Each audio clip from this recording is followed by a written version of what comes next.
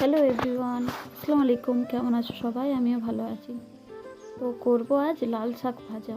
কড়াইটা গরম করে তাতে কিছুটা পরিমাণ সরষের তেল দিয়ে পেঁয়াজ কাঁচা লঙ্কা দিয়ে লাল লাল করে ভাজবো। পেঁয়াজ কাঁচা লঙ্কাটা লাল লাল করে ভাজা হয়ে গেলে ধুয়ে রাখা লাল শাক দিয়ে ভালোভাবে নাড়াচাড়া করব এবং শাকটা মজে এলে দিয়ে দেবো সামান্য পরিমাণ নুন,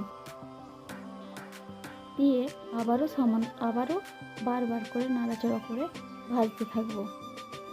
কিছুক্ষণ পর শাকটা সেদ্ধ হবার জন্য কড়াইটা ঢাকা দিয়ে দেব। এবার কিছুক্ষণ শাকটা সেদ্ধ হোক। তোমরা বলো, আমার চ্যানেলটা সাবস্ক্রাইব করলে? যদি না করে থাকো তাড়াতাড়ি যাও, সাবস্ক্রাইব করে দাও চ্যানেলটাকে। আমার শাক ভাজা তো রেডি।